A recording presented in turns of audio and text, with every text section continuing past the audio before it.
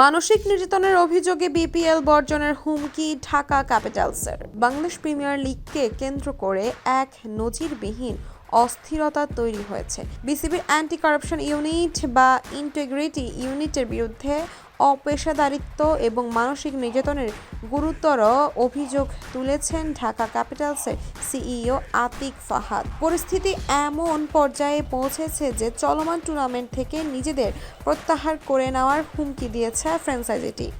শুক্রবার সিলেটে এক সংবাদ সম্মেলনে আতিক ফাহাদ জানান, আফগান তারকা রহমানুল্লাহ গুরবাজের সাথে এসিও কর্মকর্তাদের আচরণে তারা চরম ক্ষুব্ধ।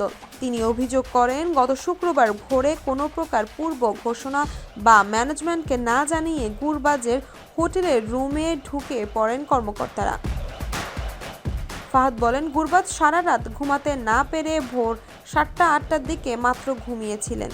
হঠাৎ কোনো অ্যাপয়েন্টমেন্ট ছাড়াই তারা দরজার কড়া নেড়ে রুমে ঢুকে পড়ে কিছু লোক। ঘুম থেকে জেগেই এমন ঘটনায় গুরবাজ প্রায় 15 মিনিট হতভম্ব হয়েছিলেন। তিনি আমার কাছে এসে জানতে চেয়েছেন এটা কি হচ্ছে। আতিক ফাহাদ আরও জানান, গুরবাজ বিষয়টি আফগানিস্তান অ্যান্টি কারাপশন ইউনিটকে জানিয়েছেন।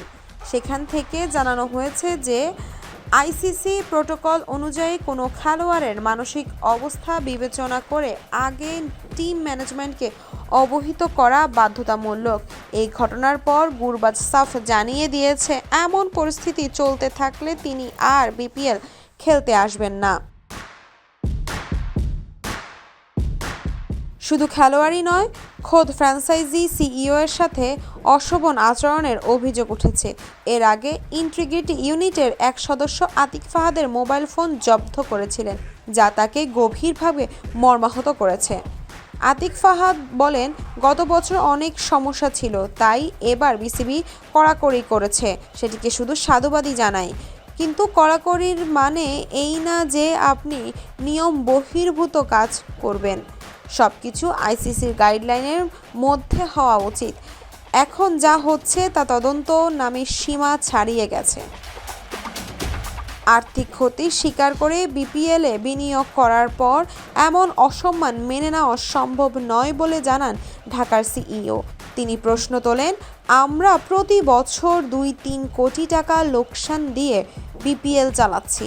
এর ওপর যদি এভাবে মানসিক নির্যাতন সহ্য করতে হয়, তবে আমাদের আর টুর্নামেন্টে থাকার সাহস থাকবে না।